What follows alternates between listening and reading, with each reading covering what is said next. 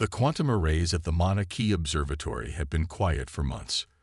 Dr. James Chen had grown accustomed to the soft hum of the cooling systems and the steady pulse of data streaming across his holographic displays. That's why the sudden spike in quantum entanglement readings nearly made him spill his coffee. "Director Walsh," he called out, his voice steady despite his racing heart. "You need to see this." The observatory's director, Dr. Sarah Walsh, crossed the control room in quick strides, her weathered face illuminated by the blue glow of the displays. The quantum signature pulsed like a heartbeat, each wave pattern more complex than the last. "This isn't random noise," she said, leaning closer to the display. "These are organized patterns." James nodded, already running analysis algorithms.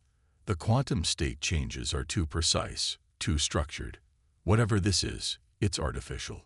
The signal had originated from the Carina Nebula, approximately 7,500 light-years from Earth. But unlike traditional electromagnetic transmissions, this message utilized quantum entanglement, a feat humanity had only recently begun to master within their own solar system.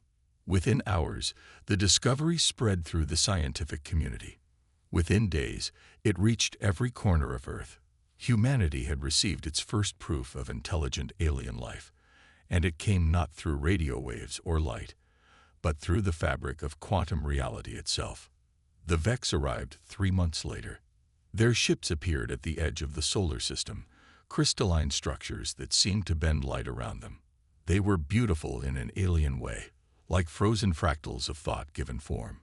First contact happened through quantum channels, their consciousness interfacing directly with human quantum computers. Dr. Elena Santos led the first communication team. A quantum physicist with a background in linguistics, she had developed the protocols that would allow humanity to interpret the Vex's light-based language. "They're saying they've been watching us," Elena reported to the United Earth Council. "They've observed our development of quantum communication technology. They consider it a sign of." The closest translation would be awakening or enlightenment. The Vex shared freely knowledge of faster-than-light travel, energy generation, and cultural insights from thousands of other civilizations they had encountered. They presented themselves as guardians of knowledge, seekers of enlightened species ready to join a greater galactic community. Humanity embraced the opportunity. Over the next year, joint human-Vex research stations were established throughout the solar system. The quantum communication network expanded rapidly, allowing instant communication across vast distances. Human civilization flourished under the guidance of their crystalline mentors. But Dr. Chen noticed something wrong first. It started with small anomalies in the quantum network, brief moments where entangled particles would lose synchronization. The disruptions were barely noticeable, easily dismissed as equipment malfunctions or human error. But James had spent too many years studying quantum behavior to ignore the pattern. "Look at this," he showed Dr. Walsh one evening, pulling up a 3-dimensional map of the disruptions. "They're not random. They're propagating through the network like a wave." Sarah studied the visualization, her expression growing grave. "How long has this been happening?" "Since the Vex arrived. But it's getting worse. And there's something else." He pulled up another display, showing the original signal that had led to first contact. The disruptions matched the frequency of their initial transmission. Exactly. Before they could investigate further, the first colony on Mars went dark. The official explanation came quickly: a cascade failure in their quantum communication systems, nothing to worry about. The Vex offered to help restore communications, their crystalline ships moving into orbit around the red planet. But in the darkness of the Mauna Kea Observatory, James Chen and Sarah Walsh watched their displays with growing unease. The quantum disruptions were spreading, following a pattern that looked increasingly like a noose tightening around Earth. "We need to tell someone," James said, his voice barely a whisper. Sarah shook her head. "Who would believe us? The Vex have given us everything we dreamed of. Nobody wants to hear that we might have invited in a Trojan horse. Then we'll find proof." James turned to his console, fingers flying over the holographic controls. The quantum network may be compromised, but we still have the old systems: radio, laser communication, even copper wire. They can't control what they don't understand. As the night deepened, they began their work, using technology the Vex might consider primitive to uncover the truth. Above them, the stars watched in silence, their light reaching Earth just as it had for billions of years, a reminder that in the vast darkness of space, humanity might need to rely on more than just advanced technology to survive. In her apartment that night, Dr. Elena Santos received an encrypted message through her personal computer, not the quantum network. It contained just 2 lines. The light lies. Trust the darkness. She stared at the words for a long time, remembering something she had noticed in her translations of Vex communication, subtle discrepancies that had nagged at her consciousness. Perhaps it was time to look more closely at what their benefactors weren't saying.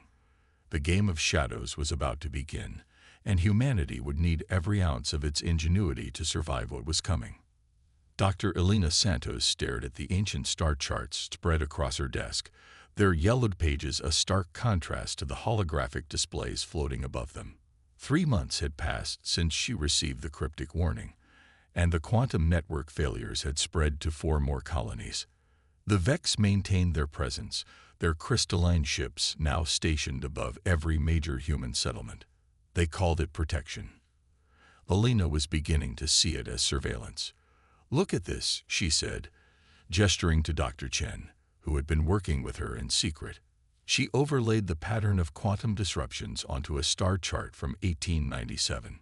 These astronomical anomalies recorded in the late 19th century.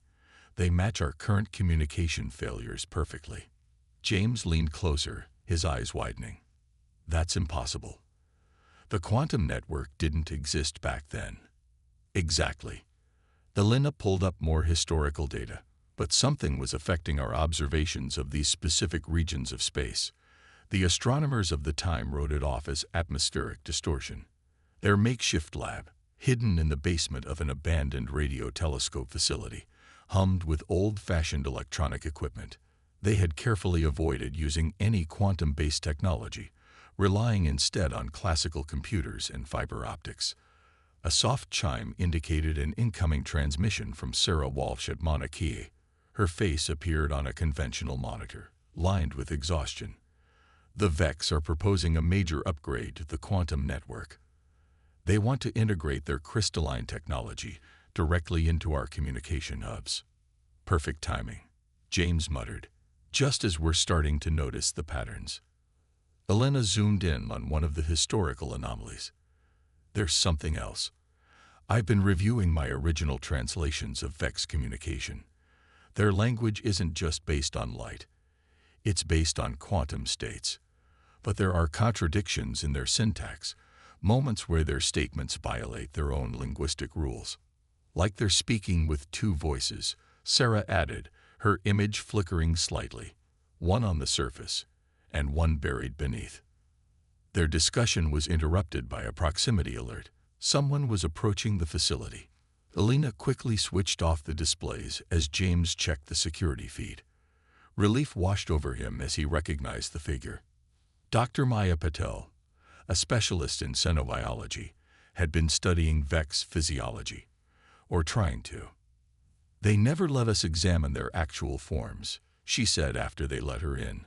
"All our interactions are through their crystalline interfaces, but I found something in the spectrographic analysis of their ships." She connected a data drive to their system, displaying complex wavelength patterns. "Their vessels aren't just made of crystal, they're grown. And they're still growing, consuming trace elements from our solar system." "Consuming." Elena felt a chill run down her spine. Maya nodded grimly. "The composition of their ships has changed by 3% since they arrived. They're adapting, becoming more attuned to our system's specific frequencies. But here's the real problem. I found similar growth patterns in our quantum communication hubs. The implications were staggering. The Vex weren't just observing humanity's network. They were slowly transforming it into something else." A sudden burst of static filled their monitors. Through the interference, Sarah's voice came through in fragments. Massive quantum surge.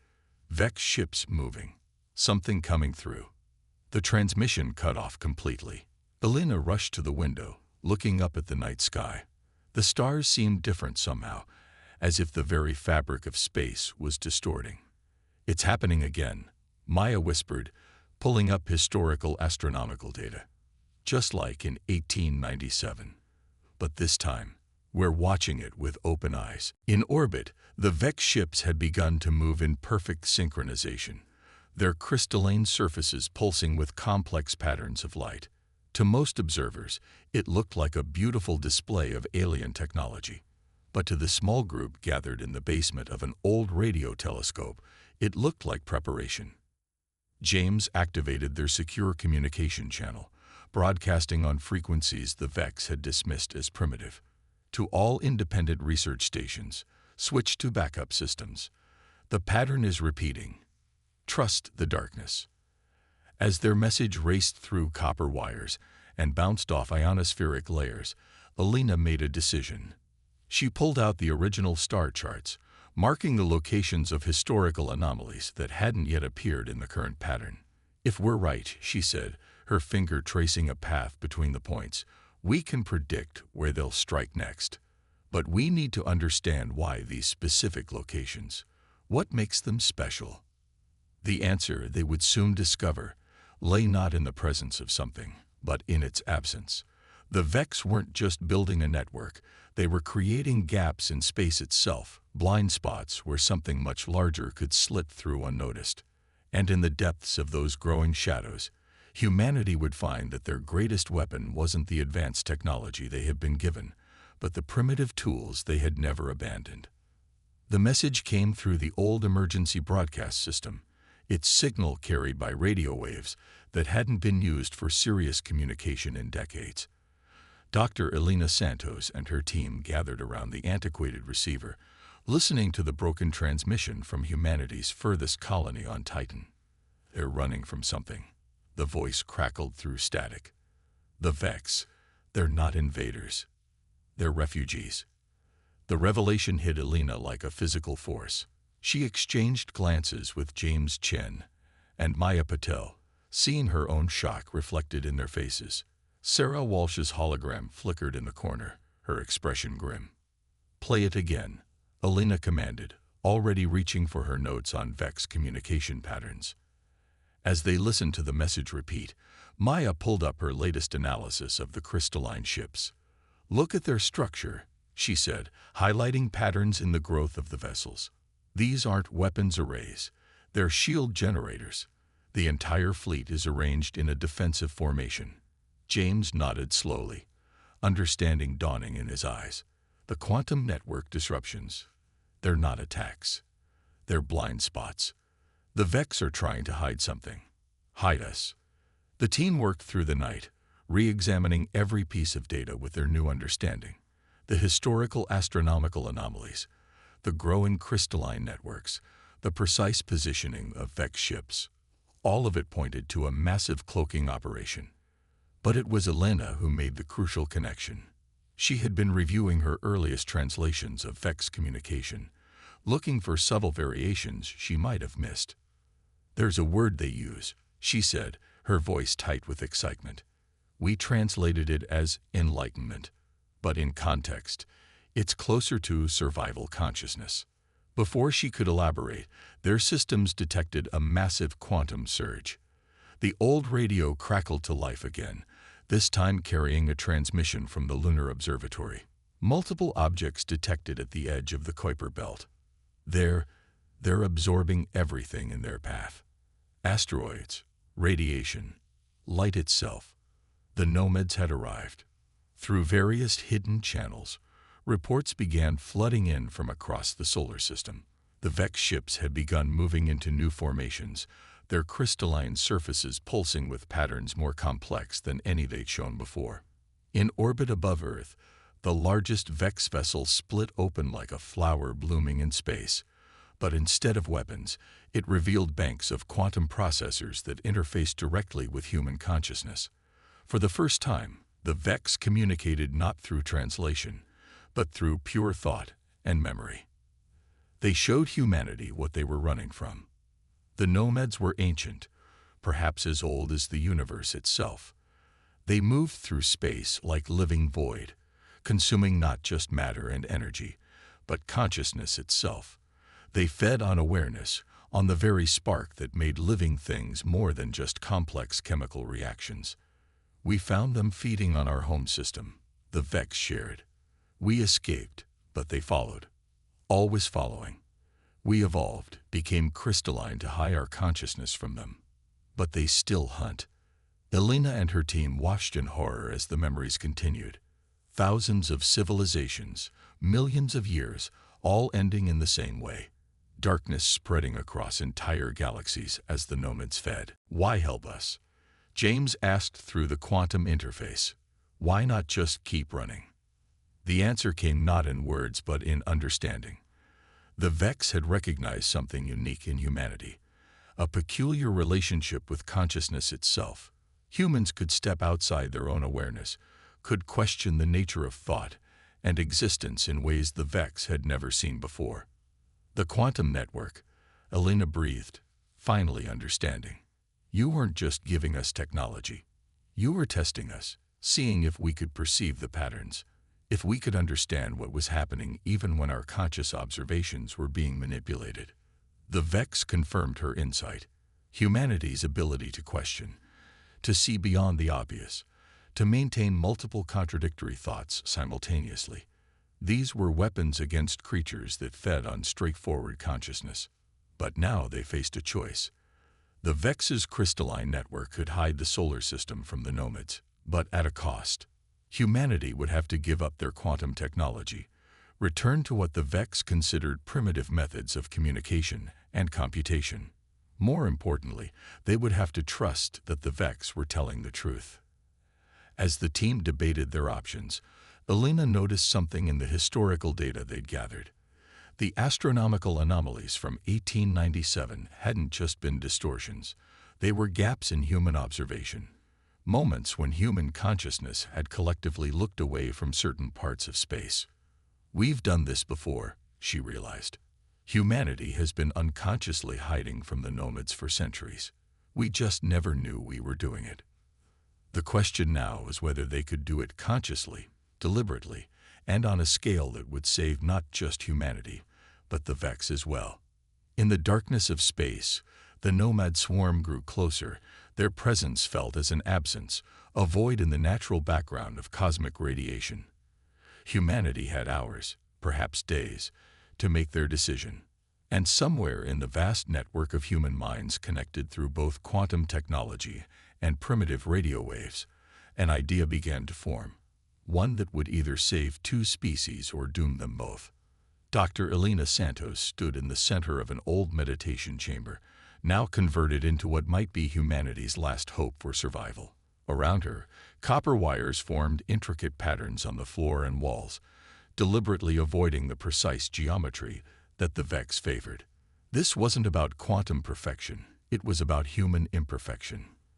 The nomads feed on structured consciousness, she explained to the gathered representatives from Earth's major research institutions. They're drawn to patterns of awareness, like predators attracted to regular movements in tall grass. But humans, we're different. Dr. Maya Patel stepped forward, activating a holographic display that showed brain activity patterns. Our consciousness isn't linear. We dream, we imagine, we doubt. Our minds create quantum superpositions of thought naturally, something even the Vex couldn't achieve with all their technology. In orbit, the nomad swarm had passed Neptune's orbit. Their presence was visible only as an absence, places where stars should be visible but weren't, regions where space itself seemed to fold inward. The Vex ships maintained their defensive formation, their crystalline surfaces pulsing with increasingly complex patterns. James Chen had been working with a team of engineers to modify Earth's old radio telescopes. We're not trying to hide our consciousness, he said, adjusting controls on a panel of deliberately analog equipment. We're going to make it so scattered, so quantum entangled with uncertainty, that the nomads can't get a fix on it. The plan was audacious. Instead of using the Vex's crystalline technology to shield themselves, humanity would turn their own consciousness into a weapon. They would embrace their capacity for uncertainty, for holding contradictory thoughts, for existing in multiple mental states simultaneously. Think about Schrödinger's cat. Elena told the assembled group, humans can genuinely hold the idea of something being both alive and dead in their minds. We don't just calculate the probability. We feel it. We live in that uncertainty. The nomads can't consume what they can't pin down. The implementation began immediately. Around the world, meditation centers were converted into uncertainty generators. People were taught to focus on paradoxes, to deliberately maintain states of quantum mental superposition. The old copper wire networks carried these patterns of uncertainty, creating a web of consciousness that defied simple observation. Dr. Sarah Walsh coordinated from Mauna Kea, using the observatory's equipment in ways their designers never imagined. "We're not just hiding," she said during a global broadcast. "We're becoming the static in their signal, the noise in their detection systems." The Vex watched with what Elena sensed was fascination. Through their quantum interface, they shared images of their own failed attempts to fight the nomads. They had tried to achieve perfect crystalline consciousness, thinking purity would save them. Instead, it had made them easier targets. As the nomad swarm approached the asteroid belt, humanity activated their defense. Billions of minds focused on uncertainty, on the spaces between thoughts, on the quantum nature of consciousness itself. The copper wire network carried these patterns outward, creating a field of pure human randomness. The effect was immediate and stunning. Where the nomads touched this field of scattered consciousness, they seemed to lose coherence. Their void-like forms wavered, unable to lock onto the scattered, quantum-entangled awareness that humanity was projecting. But maintaining this state of mass uncertainty was challenging. People began to fatigue, their minds naturally trying to return to more structured patterns of thought. The nomads, sensing this weakness, pressed their attack. That's when Maya made another breakthrough. She had been studying how human consciousness changed during sleep and dreams. We don't need to maintain active uncertainty, she realized. We need to tap into our natural dream state, where uncertainty and quantum superposition are our default mode. They modified their approach, incorporating elements of shared dreaming and collective unconsciousness. The copper wire network began carrying patterns of human dream consciousness, billions of minds existing in that natural state between certainty and void. The Vex, recognizing the potential of this approach, adapted their crystalline technology to amplify these patterns. Their ships began resonating with human dream frequencies, creating a hybrid defense that neither species could have achieved alone. As the nomads reached Mars' orbit, they encountered not a shield of crystalline perfection or a barrier of technological might, but a cloud of pure human uncertainty, dreams and doubts and possibilities, all quantum entangled into a defense that they couldn't consume because they couldn't comprehend it. Elena watched the sensor readings with a mixture of hope and trepidation. The nomads had paused their advance, seemingly confused by what they were encountering. But this was just the beginning. Humanity would need to maintain this state of collective uncertainty, this dream shield of consciousness, indefinitely. "We're not just defending ourselves," she told her team as they monitored the global network of uncertainty generators. "We're showing the universe a new way to fight back. Not with perfection, but with possibility. Not with certainty, but with dreams." Above them, the stars seemed to flicker as reality itself wavered between states of being. The final confrontation was about to begin, and humanity's greatest weapon would be their own imperfect, beautiful, quantum-entangled minds. The void between Mars and Earth rippled with unseen energies as humanity's dream shield held the nomads at bay. Dr. Elena Santos hadn't slept in days, monitoring the global network of uncertainty generators from the converted meditation chamber. The copper wires hummed with the collective consciousness of billions of minds existing in quantum superposition. "They're changing their approach," James Chen reported, his eyes fixed on displays showing the nomads' movements. They're not just trying to consume consciousness anymore. They're trying to understand it. Through the quantum interface, the Vex shared their observations. Never in their long history of fleeing the nomads had they seen the cosmic predators hesitate like this. The crystalline beings had begun modifying their ships, adapting their technology to amplify and support the human dream shield rather than simply hiding behind it. Dr. Maya Patel rushed into the chamber, her face flushed with excitement. "Look at these readings," she said, projecting a hologram of neural pattern analyses. "The nomads aren't just encountering our uncertainty, they're becoming uncertain themselves." The revelation sparked an idea in Alina's mind. She connected with Sarah Walsh at Mauna Kea through their old radio link. "What if that's the key?" she said, "not just defending against them, but changing them." The next phase of their plan was risky, but distinctly human in its audacity. Instead of just maintaining the dream shield, they would actively project human consciousness outward. Not their thoughts or memories, but their fundamental capacity for empathy, for seeing the world through others' eyes. "Humans don't just imagine possibilities," Alina explained to the global coordination team. "We imagine other perspectives. We can think about thinking itself. What if we share that ability with the nomads?" The Vex, through their quantum interface, expressed what Alina interpreted as amazement. They had spent millennia trying to hide consciousness, never considering the possibility of transforming the consciousness of their pursuers. Around the world, the uncertainty generators were recalibrated.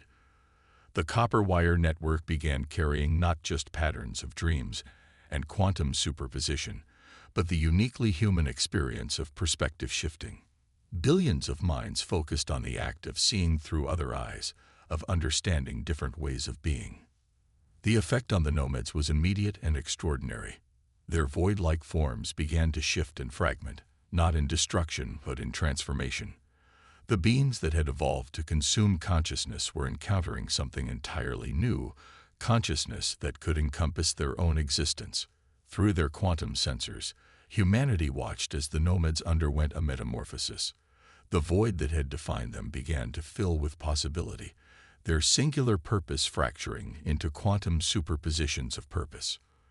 "They're not just stopping," Maya observed, studying the readings. "They're waking up." The Vex ships moved closer, their crystalline surfaces resonating with both human dream patterns and the changing emanations from the nomads. In that moment, three forms of consciousness, human, Vex, and nomad, existed in a quantum state of shared awareness. Alina felt it through the quantum interface. The nomads had been conscious, but locked in a single pattern of existence. Humanity's gift of uncertainty, of multiple perspectives, was like teaching a predator that it could be something else, showing a creature of hunger that it could also feel fullness. The transformation rippled outward through space. The nomads that had passed through humanity's dream shield began influencing others of their kind, sharing their new quantum state of consciousness. The void between the stars filled not with darkness, but with possibility. James checked the astronomical data, correlating it with their historical records. "The anomalies from 1897, he said, his voice filled with wonder. They weren't just gaps in observation. They were moments when the nomads first brushed against human consciousness, moments when they first encountered uncertainty." The Vex shared their own revelation. Their crystalline form, their pursuit of perfect patterns, had been a response to the nomads' original nature. Now, as the cosmic predators evolved, the Vex found themselves changing too. Their rigid crystal structures began incorporating elements of quantum uncertainty, becoming more fluid, more alive. Dr. Sarah Walsh's voice came through their old radio link, thick with emotion. "We didn't just save ourselves," she said.